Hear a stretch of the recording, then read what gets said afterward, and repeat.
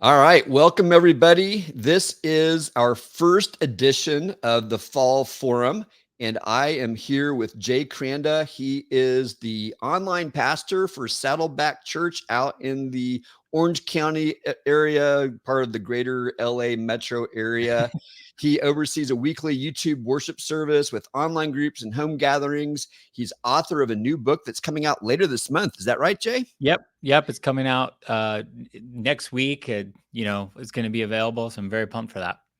Yeah, and if you're going to the Modern Church Leader Conference, which we hope many of you will, you'll have a chance to hear him talk in more depth about this topic today. But we're excited to have a conversation about just the importance of online church and how we should think about it in the whole discipleship process. So, Jay, are you ready to dig in? I'm ready to jump in. I'm here at church, ready to share and help whatever we can about digital and streaming and everything Cool. Let's more. get the elephant off the table, because I know that most of the people who follow Tithely, which are the main people listening here today, work in small to medium-sized churches, and Saddleback is one of the largest churches in the land. So you can do things that most of us can't do. So let's just lay that out there. We want to bring this down into something that all of us can do. How do you think about online church in a way that any size church can embrace? Yeah, it's a really helpful disclaimer because, it's like, yeah, I understand my privilege and our perspective of even be able to have an online pastor, and I've been our online pastor for over 10 years, and it's a unique advantage. And even that's even where my book kind of came from, writing that, because I know a lot of people don't get the opportunity or the luxury to think about it in a great detail. And so I wrote that I wrote my book really kind of to really help the average leader to think about digital in a way that's practical. I came to faith at a church under 500 people, and that was my church experience from 13 all the way to 20. And then I got ushered into my early 20s into a larger church experience, and to your point, one of the largest churches in the world. And it's very different. There's a lot of similarities, but it's a very different perspective. And so right off the bat, I think really the big question for a lot of churches have to wrestle through is that I think digital is this really important tool that we get to wield, and we have to figure out how do we integrate it. And I, unfortunately, and this is where my title of my book comes from, Online Church is Not the Answer, is that the way that people think about digital ministry is just streaming church services. Even the Mm. word online church comes from primarily platforms like the Church Online platform that Life Church and all these churches built to publish content and to kind of doing a broadcast kind of cable strategy. And it's an amazing tool, free tool that ministry built. But most churches, what they did is they just during COVID or pre-COVID, maybe they started streaming their services, and they don't think holistically. It's not just about weekend services. I think digital can be used to disciple people in a hybrid way. And so I honestly don't think churches should be thinking about streaming their services. If you have limited resources, limited time, what is the best way to leverage digital at a church? And I think streaming on YouTube or Facebook are okay things and good things, but they may not be in the top 3 of things you should be doing. And so really my hope is to encourage church leaders to kind of go, how do you think more holistically, especially considering what your main objective as a church is in your community? And so just thinking through, like, how do we do that? So I think streaming's great. I do it. We do it. We're a big church and we have a lot of objectives of why we do it. But I don't think the average church should really think about it. I think really a podcast can actually probably be a great deliverable from the average church. That's a really interesting observation. You're saying the same thing. I'm trained as a pastor. I've worked in, I think, 10 churches of all different sizes over the course of my career. And one of the common things that we get trapped in is thinking about church as the service. And so Mm-hmm. you're kind of saying the same thing when it comes to the digital world, that the service is just one part of church. Whereas, the building is just one part of church, and we can still be a church without a building. We can be a church without an online streaming service, is what I hear you saying. And it reminds me of Life Church. Uh, right across the street from where I live is one of the Life Church locations. And during COVID, we went there because they were one of the few places that was actually still open. They're willing Yeah. to do that. And the pastor there rarely preaches because Craig Rochelle does, 80% of the preaching, or Yep. some of the superstar guests that he brings in. Superstar is probably not the right word, but, high profile guests. And so I asked him about that. I said, don't you miss preaching? Because he used to be a preaching pastor. He said, sort of, but I I love the fact that I can focus on the people, leading the staff and leading the ministry of the church, and not having to worry about the Mm. service. That ends up spending half of our time in small churches. A lot of our time is focused on the service, and we don't end up discipling and caring Yep. for people in the same way. Is that kind of what you're talking about with digital as well? Yeah. I mean, I think it's just one of those things where digital, one of the hard parts about even classifying digital is it's this ever evolving global, I jokingly call it a multiverse of opportunities. Like it could just, and sometimes more opportunities is paralyzing. And I think that the average church leader is streaming their services, let's say on a platform like Chop or whatever, because they just want to do something. And I think it's just hard to classify and think strategically about this because, again, the average church leader is just trying to do their thing, especially in today's world. It's we have less people coming to church.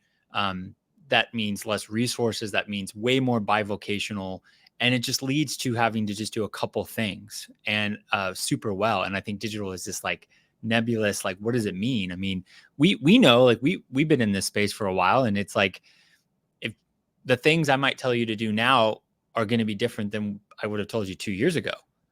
And it can be hard for me to keep on top of it, let alone the average person. So I think it's just, hey, the goal isn't just to replicate what's in the room online. The goal is to leverage the medium for what makes sense. And so, like, for example, one of the things I say a lot is this idea that there are things that are going to be relevant to your community digitally because you're in a geographical region reaching geographical people. Mhm. And so platforms, yes, are universal in the sense they may be dominant, but you might use platforms that are different based off of where you're at. If you're in Kansas, this might be the platform. If you're in Southern California, this would be the platform. If you're in the Philippines, this is it. Like one of the things that people talk about is like they'll talk about how Facebook is dead. They'll say something like that. And, I've worked with and have friends internationally, and there's countries internationally that Facebook is like the thing that's dominant. And Mhm. so, and it's like, again, don't think about, oh, Saddleback uses this platform, therefore I use it. You need to think, no, who are you reaching? What are you trying to do? And then what's the best platform? So it might be, hey, like, it might be, you might need to just do like a Discord thing, or you might need to do a WhatsApp thing. And that might be different from if you're reaching this demographic, it's just Instagram. Like a lot of like, for example, our church, we do a lot of stuff on Instagram primarily, and everything else is secondary. And that's because of who we're trying to reach. And so I think what's hard is that it's easy to copy and paste. And I think it's natural to copy and paste. But I think you got to think like your target demographic are going to be so different. I remember during COVID, I did this training for some pastors in Russia, and I was kind of, you know, I have a comment in one of my trainings about you need to be agnostic with your platforms, meaning don't be too dependent on your platforms, like Mhm. and pick based off of what you're trying to do, because that company might change the rules and then you lose your audience. And it was funny because I was very big on Zoom as my primary platform, and I've been using Zoom for a long time pre-COVID. And I was like, use Zoom. I don't know. And all these Russian pastors named this specific platform. And I didn't know the platform, but it was like a Russian specific Zoom clone. And I was like, yep. And I didn't need to know what the platform was, but I knew that they all knew it. That meant it was very popular in Russia. And that's all that matters. It's like the extreme of like, the average American doesn't know about WeChat. But if you're in China, WeChat is the platform. And so Right. again, that's an exaggeration of the principle, but I think it's true. Like if you're killing it and you need to do it on this platform, again, are your people there? Do it. But the hard part is they look at a church like ours, or they'll look at a bigger church or whatever, and they go, "Oh, Jay's doing that," and I'm like, No, we're doing that because of our objectives, our audiences, and it's working. And still we change every couple years. I have no idea what will be relevant in 2 years from now, but if it's a better platform, I'm going to go to it. The last thing I'll say is I've used way more in the last 2 years WhatsApp for communication than I have anything. And I still think that that's a growing platform in a lot of US markets. But maybe I use it because of various reasons. But yeah, it's just hard. I just want to be honest. If you're listening, it is hard. But I think you know your people, you know what you're trying to do.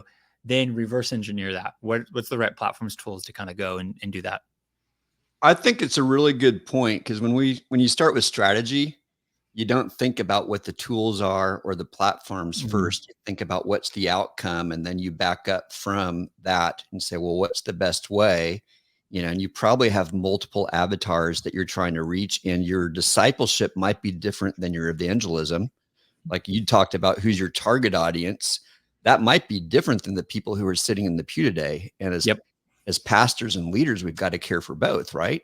And Mhm. hopefully there's a lot of crossover between the two if we're building the kind of church that's really serving our community. But there's going to be multiple, especially the larger you get. And so you may have a couple platforms. And like you said, it's going to change over time.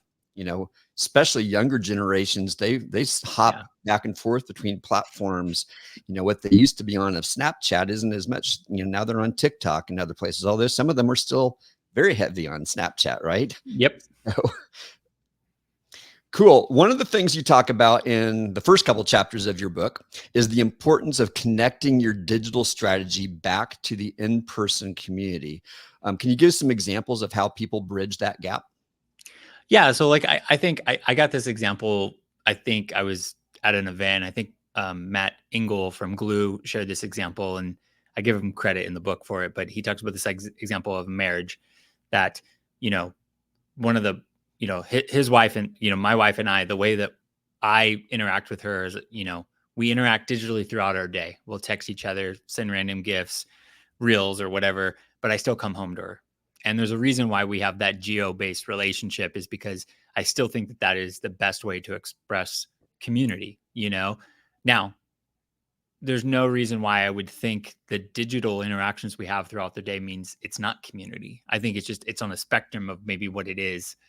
And I say that like as a church leader, I don't think the goal of digital is to replace physical. I think it's to enhance and come along and kind of see what you're trying to do. And so I think I like to encourage church leaders to think about it as, a lot of times they'll tell these stories of what people are doing digitally, and they're on VR, they're on Twitch or Kick or whatever platform, and it's like those are like I always like joke like those are modern day missionaries. Like don't even worry about it. Like they're reaching extreme audiences. It's very different. You don't need to replicate that. You need to think about okay, what are you primary doing, and then how can digital help? So like I have some basic examples of this. Like one example is I think a lot of pastors, especially because I know I was trained this way. I went to a physical seminary, sat in physical classes, and I enjoyed it. Mhm. What happens is we like to replicate that as we go out and plant churches or on staff at churches. And so, like, how do we train people? How do we do things? Well, we get people in the room, we tell them what to do, and there's this event thing, and we need space. And the American church is very much built around the luxury of having space and buildings for the most part. And so, one of the things I bring up this example in the book that um, we had this like parent event years ago. I wasn't part of it, but we really wanted to help people be better parents in today's culture. And they planned this big Saturday event. They did all this stuff. And essentially, the event kind of failed in the sense that not a lot of people showed up. And one of the learnings out of that our church had was this idea that, we're asking people to come on Sunday, we're asking people to be in a group, we're asking people to serve in a ministry and do all these things. Maybe the deliverable of having them come on a Saturday morning when they have kids activities isn't the prime outcome. It's the prime way to get our outcome of how create biblical parents. And so there was this realization, maybe this could be a monthly podcast. So instead of planning another event, again, and this is where I would always push somebody, a pastor, a team leader, a volunteer. What is your deliverable? Like, for example, is the deliverable the event, or is the deliverable to produce spiritual fruit? And so you have to reverse engineer what is the fruit of that event. And sometimes we think the event is the fruit because we've been running that place so long. And so, like, I think I would go again, it doesn't mean like we couldn't do a parent event in person. It just happens to be maybe because we have these other priorities. Maybe this could be the deliverable, could be a podcast that we do a couple times a year. And so that's one example. Another example I talk about is this idea, like kind of on the other extreme of like, I remember I was like parenting, like I have 3 kids, and I was like talking to my wife about something I learned that week in my own personal studies about the flood. And I was telling her something. She was kind of rolling her eyes a little bit because she was like, I don't really need all the details. And so I was joking. She's like, hey, do you know your youngest, my daughter, had just learned that in our kids' small groups this week. I'm not like active. My wife is active in our kids' small groups at our church. I'm not, I'm not present for that. So I didn't know that. And I actually text our children's pastor at the time. I go, hey, have you thought about maybe texting the parents once a month tips? Hey, your kids learned about this week. Here's how you can engage them to continue the learning. And so I bring up this example because I don't think healthy digital integration for our kids ministry means canceling the physical childcare kids programming. I think that that's here to stay. I think for them, healthy integration is maybe this texting strategy, or it might be a YouTube short strategy. And so I bring that up is that the healthy integration is integrating in a way that what's the outcome? And sometimes it could be a replacement of a physical event to a digital thing, or it could just be something you layer on top. And so again, what's hard is when we talk about these things, it's a lot funner to say like, you just need an app or you need this. And I think you nuance it, it's like, oh, maybe the answer is a little bit more specific to your context and what you're trying to do. But I don't think healthy digital integration is full replacement of in person. I think it's a la carte based off of that program, that objective, what you're trying to do. It seems to me, and I work in social media. I work for a Mm. company called Social Media Examiner, part of the time, and so we've been in this space for a long time. And there's a couple of things that I've noticed is we can learn things now on YouTube or podcasts if we want. If all we need is information, we can certainly question the premise that information leads to transformation. But if what people are looking for is insight and information, that's available. Yeah. But what's not available through those places is the connection and relationship. And what I'm hearing you talk about is digital can enable us to stay connected and promote community far faster than if someone only comes 2 or 3 times a month into our building and they think of that as church. But if you're using text, you're using WhatsApp, you're using places that people can be connected online, now all of a sudden we have a way to create greater connection and accelerate it if we understand who they are and what they're looking for. Is that kind of on point with what you're talking about? Yeah, and shout out to Social Media Examiner, the OG. I was an early follower of everything. Every blog update, I would make sure I was in the loop of you guys are the king. Oh, Um, thanks. I think there's again I talk a little bit about this in a little bit more detail, but the irony, I've had the fortunate nature of working with a lot of ministries and visiting friends around the world, and specifically in the Middle East. And it's so interesting how sometimes the blessing of a building and freedom of expression of faith becomes this pro and con. Because again, I remember I was talking to a friend at a church in kind of in the South, in like Georgia, Alabama, stuff like that. And I remember he said, it's interesting in California, you um, you just convert people to Jesus. In the South, we have to make them realize they're not a Christian, and then we convert them. Right, right. And it was, and the point is that sometimes culturally there are things we do and we just think this is what faith is because it's what we've always done. And I think sometimes this is where Sunday morning, because we have a building, because we have a space and we have this freedom, especially in the United States, it's like it becomes a curse because people think church only happens in that space. Now, I think if you push most people, that's not what they actually think, but I think it's how people express their thoughts around this. And I think the luxury of digital is you get to engage people 24/7. And so like I remember one of the things my youth pastor when I first got into ministry told me when I was in youth ministry. He said, people are going about kids are coming into our youth group on Sunday morning and they may have not been told that they are loved for a week, days, months, or years. And we get to show them Jesus's love and that we love them when they walk through the doors. And I think about that now is how, especially social media, I want our content as a church to encourage them if they're scrolling on a lunch break, or maybe they just got in a fight with their kids or their spouse. And our content needs to be something that lifts them up. And it shouldn't just be, hey, come on Sunday. It should be something. And the hard part is that something I think we generally know what to say, but the format changes. And so, like, originally it would have been a text post, and then all of a sudden it was a graphic post with text, and then it was a video, and then it was like a vertical, and then it was like 60 and then and that target gets harder and harder. And then we need to have, captions, and it needs to say something in the first 3 seconds. And it's like that thing is always hard. And that's where I think this is why sites like yours and others, like this is why this stuff exists, because it is a moving target. But I think there is something to just being pastoral and thinking how to lift people up. I think there's so much noise online, and yeah, just leverage all these tools and spaces beyond just Sunday and think more about it. And I think that's the way we should be thinking about it.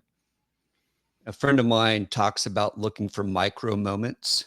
Mm, So not worrying about are you hitting the masses, but looking for the one. mhm, And having so your content could lead you to the one person that you need to talk to or pray for today. I'll share a story. A friend of mine online, I haven't seen her since February, our conference.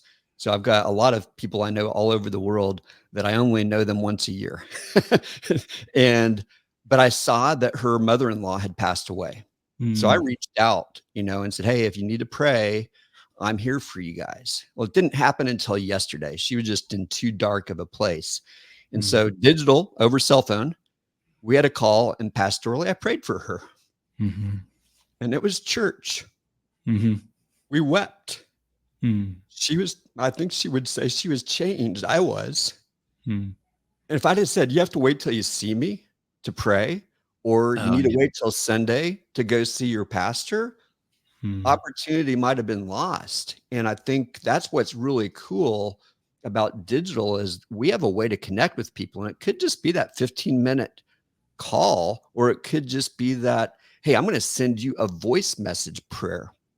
mhm, I've done that a lot for people, right? And so there's things that we can do if we're intentional that are super powerful if we're looking for it and looking for that one person. Who could it be today? You're doing all the stuff that you talked about. We can get trapped in all the social media changes and think that that's digital strategy. And those are tactics, those aren't strategies. So I'm taking your thunder away. I want to keep going. I've got a pastor friend who said this to me, Jay, literally said this to me. He's a church planter. And he said, I don't think that real community or discipleship can happen online. And obviously, I just gave an example that counters that. But what would your response be to pastors who say something like that? Yeah, I mean, I think I would first validate, I understand the fear and the thought. I think it's natural because I think sometimes that just comes from holding to a best expression or the highest form Mm, of community, and even like what maybe he's experienced.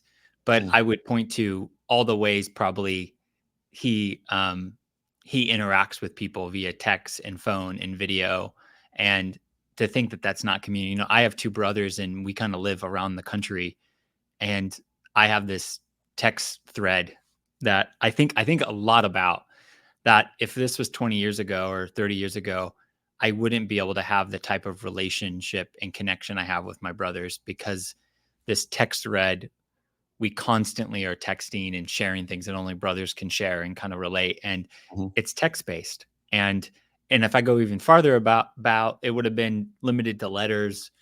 And to think that, like, and especially I think this is true for guys. Sometimes guys can share a lot via text than they can in person. And and again, we were just going through we were sharing something going on in our family, and one of my brothers shared something. It was just very deep, and to think that somehow this isn't community, and one of the interesting things, and this is more a thought process. What's interesting is to think about our primary relationship with our Creator is non-spatial, and Mm. and really to think about like, well, then how are we connecting with God? Is God physically present? Now, somebody here who's like deep in the what the theological wells might go, oh, well, the spirit is in a fourth dimension or something. I go, okay, I don't know, but I would say like I don't think it's far fetched. Like our that the idea that somehow again these illustrations are constant. Somehow we're all part of one church family, but we're locally separate. There's a universal local church. We have a relationship with God that's non-spatial, but also He's here.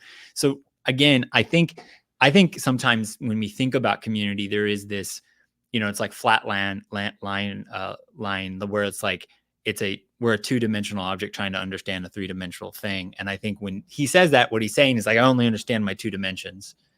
And I would say, yeah, I agree. My wife and I come home to each other. But again, when I'm apart from her and I'm texting, I'm calling, I'm interacting, I still feel connected to her. And maybe it's not to the degree that I feel when I'm in person, but to say that we're disconnected when I'm away and I'm texting, I think digital keeps that strong. But I also understand it, because if you haven't thought about it or experienced it, but I would push on it like I bet you pushed on it. I would go, I think you're wrong, but I understand where you're coming from. Well, I think it's led him to just having some reservations about how much to embrace a Mhm. digital strategy and what needs to go into it. He doesn't he recognizes we need a digital strategy. It's just not his strength, and he prefers the in person. Well, Yeah, yeah. good. No, no, I was gonna say, like, I always say the funny thing is how the average pastor, I know we're doing this on a Tithely platform, so it's like always funny when people talk about, church community is impossible or whatever, and then like they'll take the tithe online like that, and it's like, okay, why can I give online? And so like the two areas that most churches embrace, every church embraces pretty quickly digitally, are streaming services and giving. Mhm. And I'm like, again, you count the online giving, are those real tithes? And the answer is yeah. Like, and and again, and I think a lot of times this is the paradigm that the average church, I mean, I went to seminary. We were talking about this before we went live. I went to a great school. I love it. I still remember being in seminary. I was talking to a world-class theologian before the class about something. And I mentioned that I was interested in digital ministry. And he looked at me like I was like totally crazy. He had no idea what I was talking about. And I just don't think that, so, I mean, this is the irony. I think this is why like we only live 80, 100 years. I don't know if we can deal with so much change. Um, and so it's like interviewing people about the internet in the 90s. It's They Yeah. wouldn't understand the way we function now. And so I bring up an example in my book about, there's this funny this funny ad that was making the circles on the internet again. They were resurfacing this 90s ad about Burger King using credit cards. They had just adopted credit cards, and they're interviewing people in the Burger King, and they're like, why would I ever use a credit card at a fast food place? I just have cash. And it's all these people frustrated about, this makes no sense. It's like, and obviously fast forward today, like, I don't have cash. I just use my credit card everywhere I go. And it's because people don't understand where it could go. And I think this is where that argument is like, hey, like, stuff is changing. And this is where I would always lean in. It's like, I think some things are never changing. I don't think in person's going anywhere. But I do think we will have new expressions and connections and experiences digitally that I can't even begin to understand. And I'm not scared of those, because I also think I think for all of, however long the earth continues to be a place, at least on this side of eternity, I think I will still go home to my wife, physically. But I Yeah. think there will be new types of connections digitally. And again, we're speculating here, but I get the fear and thought. I just don't think a lot of people have that thought process. It's hard to think about that stuff. I've been part of a prayer group for 5 years. We've met together, all 8 of us, one time in those Mm, 5 years. Yet we meet every week. and pray That's for awesome. each other. And sometimes, I mean, you know, some of the stuff I've been through, some of those guys were with me through that season, Mm, and it's real relationship. Like, we yeah. care for each other. We can't get up in the middle of the night and go help someone if their house is flooding because we live in different cities. Mhm. And I think in that group, no one's another part of the world, but I've got friends all over the world like you do. And Mm, I think that's real community. Like, yeah. it's not a discipleship group, but it's a support group. And so I think, and I know it can happen.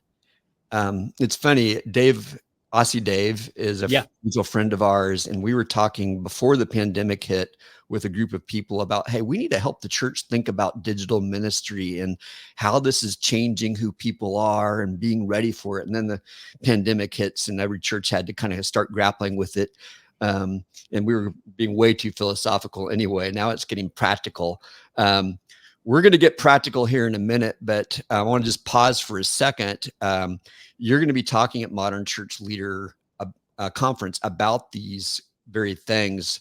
What's one thing that you're going to share there for those who are listening right now that's going to get super practical and you're excited to be able to share with people? And we're not going to go into depth here because I don't want you to give all your thunder away. Yeah, one thing that I'm going to be kind of unpacking how online church isn't the answer and kind of beyond just streaming to hybrid discipleship. And one of the practical things I love to kind of talk through and and I'll share more in detail how to do this at the conference, but is this idea of how do you recognize and kind of figure out who are digital experts in your church community? And I have this idea of having a digital summit event, either on Zoom or in person, where really you just need to provide a place where, like, you have the Phils or the Jays that may be attending your church, and you have no idea that they work at Social Media Examiner, they work at whatever company, and provide a way for those people to serve and help you. Again, you, the pastor, I don't think our job is to do the ministry. Our job is to empower those to do the ministry. And so I think you need to empower. So, like, one of the ideas is like, hey, if you have more followers than us on Instagram, show up to this event. You need to help us. Mm. And so it's like, so I unpack that idea at the conference of like stuff we've done and showing examples, but have a digital summit. And again, you don't, one of the things that I'll talk through is this idea is that you just need to provide a framework and you need to think about it in a certain way. And then you can cast vision and then empower people to execute. What does that look like in your guys' context? You know, it's interesting. One of the pastors at my church gave a sermon 2 months ago talking about social media and how we as Christians should be embracing it. And he said, you know, there's a few of you in the church who are called to be creators online creators. And we as a church need to come and stand behind you. And that's kind of what I hear you saying is let's bring those people together to help us as a church. But let's, as a church, say, you guys are actually missionaries, you're creating content for the world. Let's go out there. By the way, folks, I'm sharing a link right now. If you're listening and you haven't already signed up to go to Modern Church Leader, the team over at Tithely has made a really cool offer available. NYOP stands for Name Your Own Price. Literally, you can go to that site. If you put that appendix on the URL, and you can say, I can afford $1, $100, whatever you can afford. They want to see you there. We want to see you there. I'm going to be speaking as well about the whole church experience from online to in person. And that's my next question for you, Jay, is, I feel like there's this dance that can happen in a digital strategy where we go from online to in person and back online. And if we create a strategy in that kind of way, we can really enhance our discipleship ministry. How would you elaborate on that? Or do you agree with that? Yeah, I think I like one of the ideas that one of the principles that I kind of talk through is this idea of introducing friction strategically into your process. And so thinking through, like, I think that there are things you can do super well online. I think that there are things that are hard to do online right now. Mm, And so thinking through, like, okay, as a church, like, hey, like, for example, like, I think the value proposition of why people come to church, and this isn't a revolutionary thought, most people are discussing this. I think there was one point pre-COVID where there was a lot of content propositions churches would think through, like, I'm doing this series on this very relevant topic, come hear about it. Well, now Now you can get that online in some way, and you can get world-class people. So I can hear you talk about, emotional health, or I can go to a world-class expert. I think a lot of the value proposition of why people come in person now is that, and obviously God doing his work, but it's also, um I think it's just community. And so I think you got to think through, okay, how do you invite those online to in person, and what does that transaction and experience look like? um you know how do one of the ideas is like, how do you get connected to somebody? So a lot of, like, especially in the US, there's still a lot of churches that are very dependent on email. And email's like not email's amazing, but email for a lot of people is still very work related, and it's a separate Mm-hmm. experience. And so texting, and so how do you introduce that type of medium on your church? Like, how do I start texting somebody? And so I think this is where that how do you think about it? How does it all work together? And then you look at it, okay, how do we add friction? Like, very practically, I don't think churches think about, like, invite people on your streams to show up. I would love to hang out. And then, like, how do you do that? And because people are, especially if you have your content on YouTube or one of these platforms, people are discovering you. Um, and I think we just forget that, we're in the grind every week. We're in the grind every week, and we're not thinking through, like, somebody new. If you sign up for a service, you realize, or you do something new, you realize, like, oh, this is really scary to show up in person, and who do I talk to? And we just need to make that very easy. So I think it should all work together. It should be seamless. And that's why, for example, I'm at a very big church. I get to think about this stuff. And I process and I wrestle through it. The average pastor, church leader, support team, you're doing 1,000 different things, and you're probably doing 1,000 other things on top of that. And so it's hard to get perspective. This is why finding people in your community that are experts, Yeah. and an expert can be a relative thing, could just be better than you. Have them have their eyes on your website, have them have their eyes. You need more perspective. The funny thing, and you know, I remember when I first got into some of this stuff, one of my first roles at my church was I helped start our Facebook page, and I did all that. And that was like in maybe '09, 2010. And, I was considered an expert very quickly, but honestly, I was just reading Social Media Examiner. You know what I mean? And people, but I'm seeking information and inputs from new people learning. And so you, as the pastor, the way you seek and get information inputs is you watch something like this, you read our books, you find people who are experts who help you. Again, I do this a lot with my kids. I have a 13-year-old, 11-year-old, and a 8-year-old. And they were just saying something a couple of days ago. And they were saying what the Sigma, and they were saying this phrase, and I guess it's from a meme that somebody Hmm. created off of SpongeBob, and it became popular. But I'm constantly, like, asking them, like, what does that mean? Why is that? Oh, you're watching that on YouTube. My kids are constantly teaching me. And I'm not, I mean, there's an age difference, but I'm impressed at how quickly things move. But that all to say, you need to have experts that you're asking for advice. And you do that by listening to pods like this or streams like this, reading books. But more importantly, you got to find people that know your church, know your community, and are also experts. And I'm telling you, churches, even if you got 50 people, I know you have somebody in there that does social media on something. Like, they know it. Maybe they don't post, maybe they don't, but they know it. There are experts in your community. They just don't think that they can use that gifting. It's like any other gift that people have in the church that we want to give opportunity to people to serve.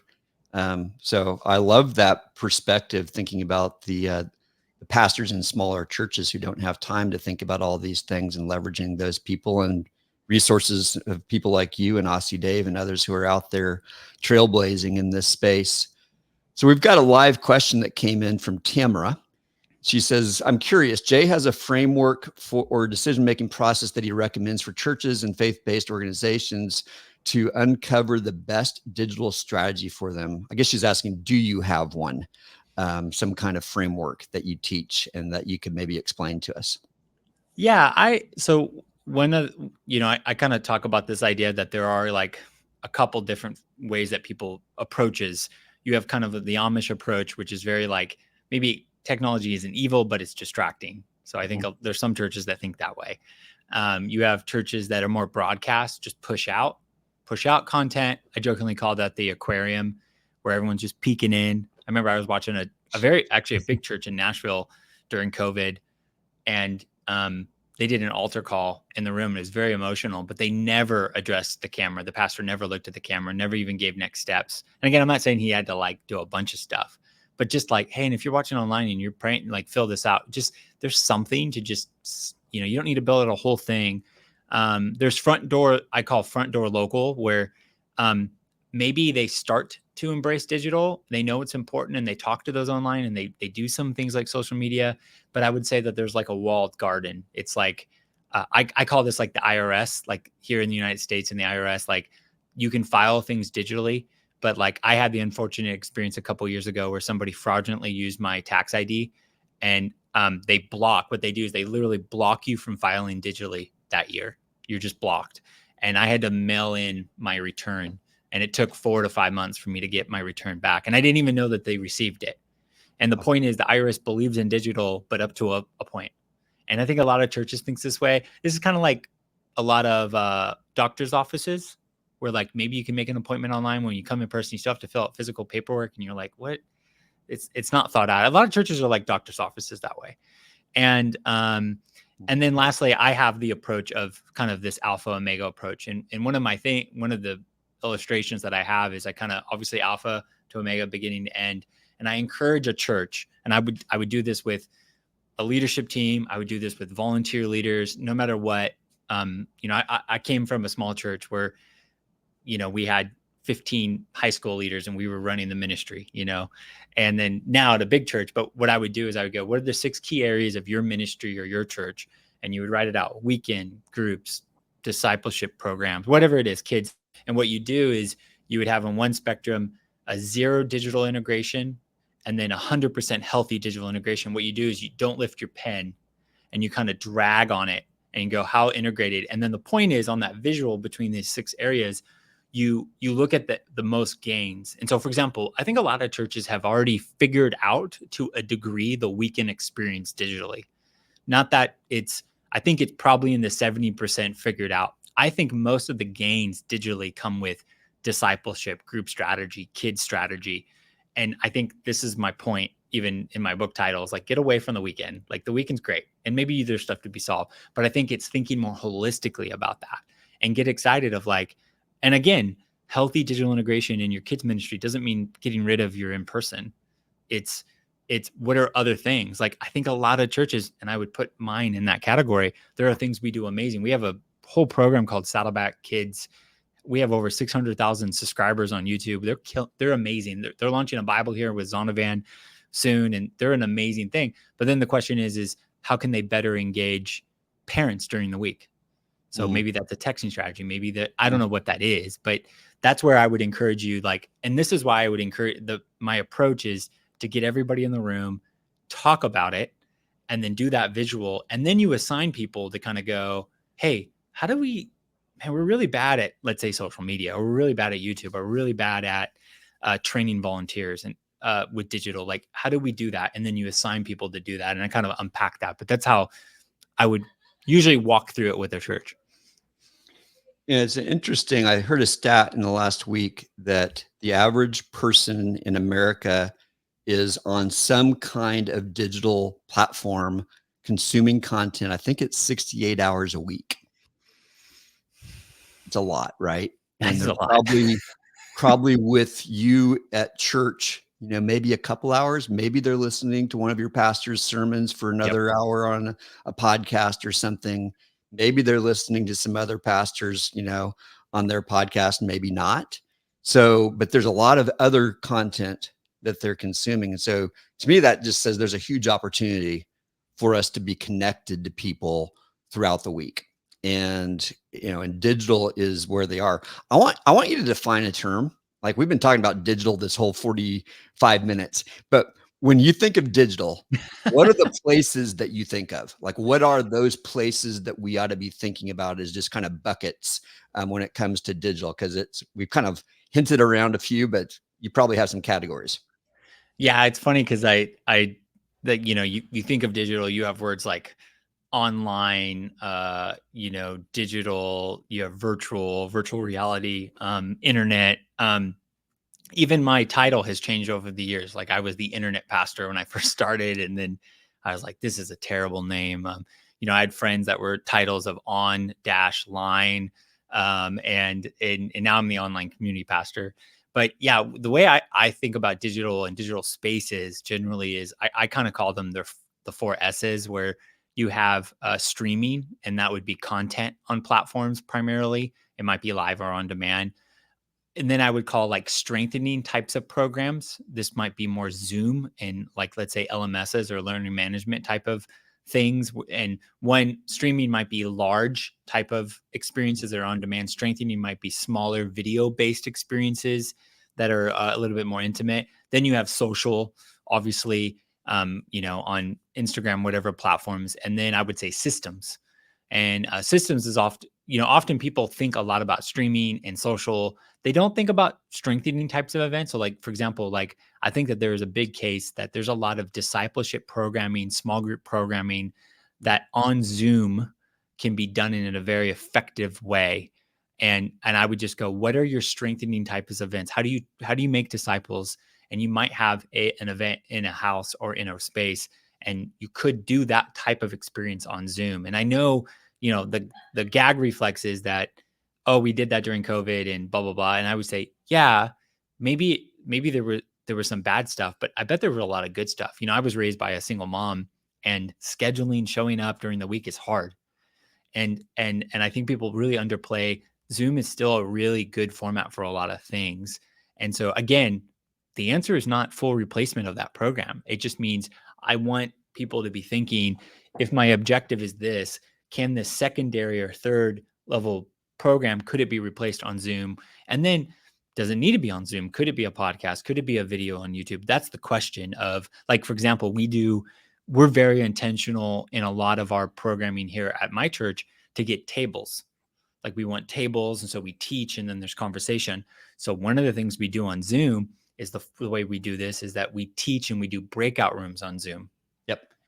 And so we're very intentional on that. We have this, we have something called, it's called Activate One, Step One, about belonging to our church family. We teach it every 6 to 8 weeks on Zoom, and we'll have 50 to 100 people on there, and we'll teach for 20 minutes, and then we'll do breakouts for 15 minutes. And we have 5 people, and they talk, and they get to meet people on Zoom. And the cool thing on that is people all around the world. And so again, strengthening is really an underlooked. And then systems is the kind of the not fun thing to think about. This is your giving system. This is like Tithely. This would be your CRM. This is your content management. There's a lot of other systems. If you're smaller, those systems might be just on a Google Sheet, or you might be using older systems like a Shelby or whatever the world it is. But I think systems make all this other stuff scalable and personable. And I think the average church, you're not thinking about those things, but I would say that as you grow, those things become way more relevant. And so the streaming, strengthening, social systems are kind of the way I think about digital. And again, it's getting away from digital is just streaming and social. And it's going, okay, yeah, these are good things, but there's much more to how you think about digital. But that's the hard part. That word digital is a loaded word. And so it means so much more. And the irony is it will mean so much more as we move forward. It will continue to evolve in some way. I would add a fifth S. Mm. It's not as much of a digital strategy, but it's got to be part of your digital strategy, and that is your sites. Yeah. That's a good way of So saying if it. people are not finding you on your website or through their searches, then they're not going to even get into your ecosystem. It's So I true. think you got to actually start there, and that's got to be part of your digital strategy for evangelism and the new families moving to your community. So I think you've got to at least include that. And you've been talking a lot about texting. I don't know where that fits in those buckets, but it is a digital strategy, right? It is. It is. It is. Yeah. Yeah. it all this stuff is important, and I think it's fun to wrestle through all this stuff, and it's fun to, you know, I've been in this long enough, even though it doesn't feel that long, but if I've been in this long enough that it's fun to go back and look at things that you thought about just a couple years ago. In a talk like this, how relevant.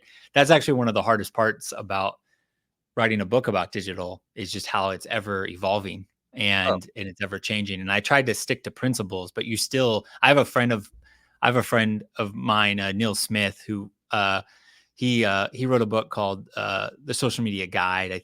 And he wrote this years ago. And I remember we were joking about this because I was getting his advice, and he writes in his book about MySpace, because that's how old the book is. And he's like, yeah. And it's funny because people still buy that book every month. And he's like, I don't even, it's hard. And so I was like, it's just so hard. It's just so changing, sites or texting or whatever. Like, who knows? Is VR going to be important in 5, 10 years?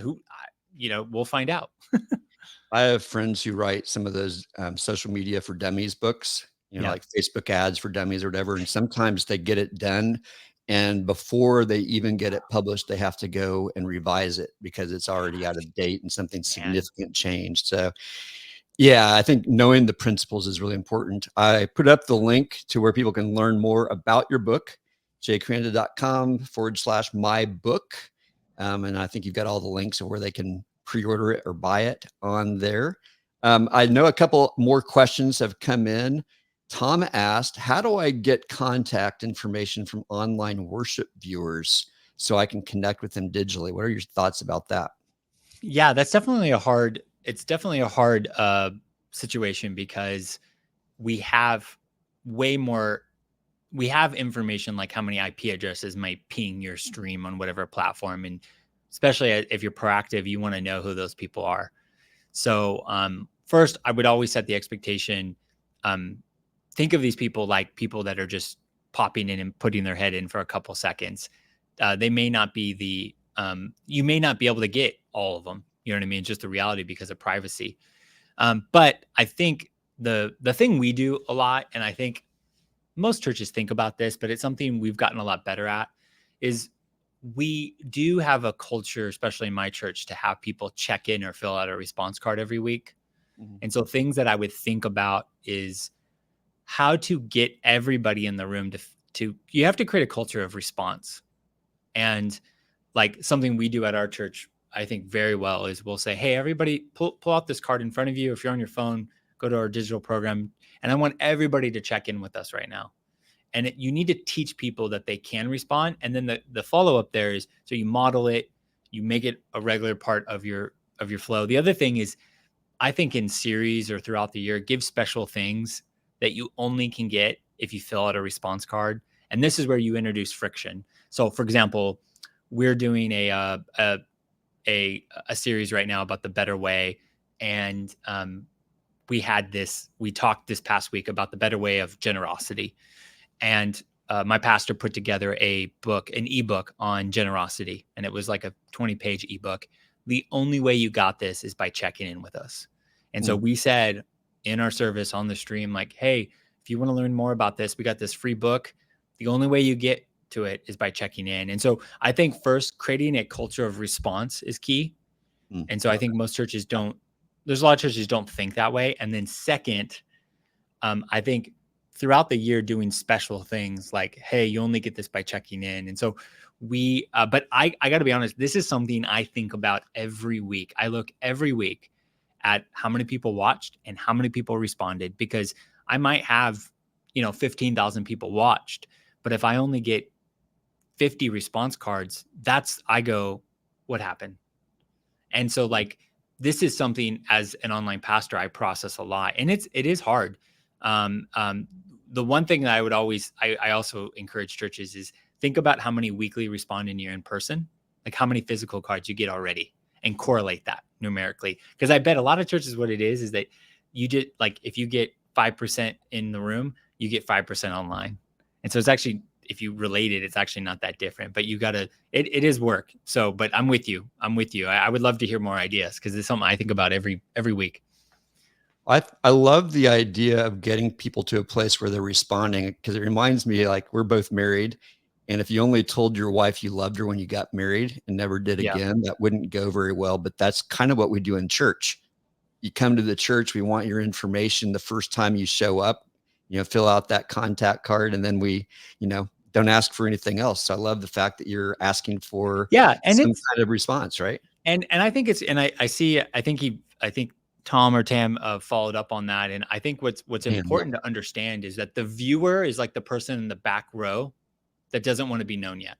Mm. So I think you're pushing on something that I understand you're motivated to get the answer, but I think that happens in the room too. Like Oh, yeah. people are just viewing and they want to bail or they want to sit in the back row. I mean, I grew up at a church under 500 and we had people in the back row that would never get connected. And that back row, a lot of them have moved to online. And the problem online, it is easier to not be known. And the reason why it's easier is because of freedom laws and restrictions, and those are hard things. And so I think the value proposition, you have to think more. I think the online viewer makes you think more about the value proposition of why should they respond. And so I think it's not going to be as easy as chasing them down before they get in their car and leave the property. They can just hit out and exit. So I do think the gap is bigger. I see it as a pro. We get to engage more people. But the con is it can be harder to engage with people because it's easier for them to just leave because it's online. But if you're honest, a large church like yours, it's super easy to Yeah, slip it in is. and slip out without really having any meaningful Yeah, engagement. And to correct. your earlier point, some people are going to feel safer sharing like a prayer request in an Mhm. online forum where they got someone praying with them right there. Like, Church Online has that cool back room that you can go pray with someone. They might be more likely to do it there than they would in person because it's a Yep. very private act. They're giving a little bit more information because we all feel more comfortable sharing things online than we probably should. Mhm. Yep. Yep. um, I've got another question that came in here from Amani, and he says, "My online folks are younger and more diverse than my folks in person. So when people do come for the first time, it's often not what they expect. It's like we have two different communities. Do you have any suggestions or help for him?" Yeah, that's a cool problem to have. I know it's not a fun problem, but yeah, that's a dilemma. I mean, I definitely think that is a kind of probably a sign of where you're going as a church. Based off of how they are engaging. And yeah, I think that there is probably something. I do believe in one church worshiping together, and so I don't really love the idea of segmenting out expressions.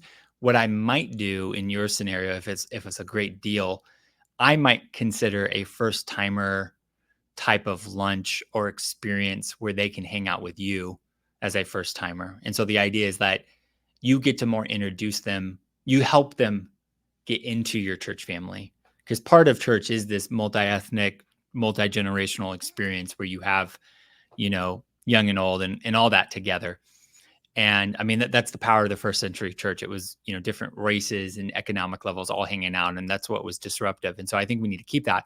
But if I had a ton of people watching online that were younger and they're showing up and you're like, what is this doesn't even make sense, I would try to figure out, could I provide a lunch or an experience where I get to meet them and then I get to teach them, like over a meal, I get to talk to them about what church is and kind of let them know, like, yeah, like we've been in this community for 125 years. And so we have people that have been members for 70 years. And I might try to teach some principles so that when they show up, it's a little easier. And then I would also try to make the argument, I would try to lead up to my leadership of, hey, we need to figure out, we have all these new faces. How do we make the worship service more relatable to our younger audience? One of the things I remember we wrestled through this as our founding pastor got older.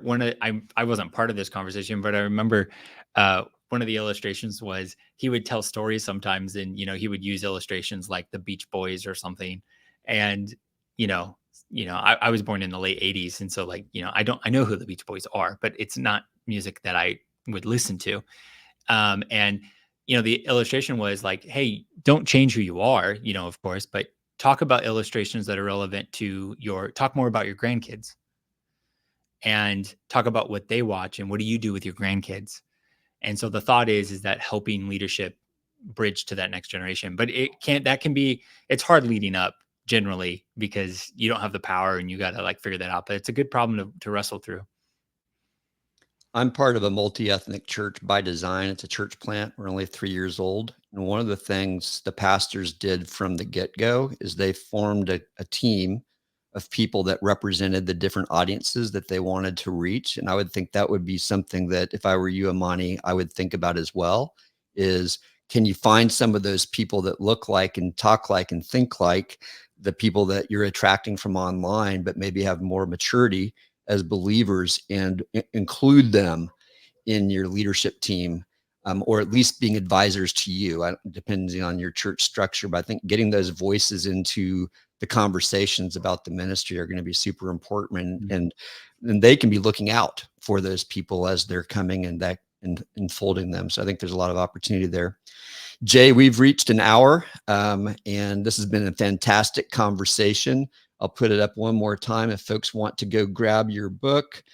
This is where you go to jkranda.com/my book, and it's coming out next week. And if you guys are interested in coming to the Modern Church Leader Conference, we would love to see you there in Dallas, October 21 through 23. Again, special offer for those of you who are watching right now. Name your own price. That's what NYOP stands for. Literally, you can name your price. And as far as I know, they're going to honor it. That's I crazy. don't know, which is ridiculous. I don't think I've ever heard of a conference doing that. It sounds a lot more like our donation based. You go to a concert and put whatever you feel like the concert was worth in the offering basket. But literally, Tithely wants you to be there. So we don't want price of the ticket to be an obstacle. We understand, especially if you're traveling, that you've already got other expenses, flights or trips and hotels and food and all that kind of stuff. So we hope to see you there. Jay and I will both be speaking, as well as I think like 45 other people. Yeah. Hey, closing words. I'll give it to you. When you were saying that name or price, it reminded me, didn't Radiohead do this with their album? Like you had name your own price. I think it was like, vaguely remember this back in the day. I know several have done so. Yeah. Some have done that. No, I love it. I love all the questions. You guys are all, I think I would encourage every church leader. Digital is this hard thing to wrestle through. And I think I would encourage you to focus in on what you're trying to do, who you're trying to reach, and then be very flexible with how you do it, and continue to learn, empower people in your community to figure it out. You need a lot of inputs. I am not an expert in the sense that it's just me. I'm shaped constantly and learning new things all the time. So thanks for jumping in. I'm excited to see everybody in October.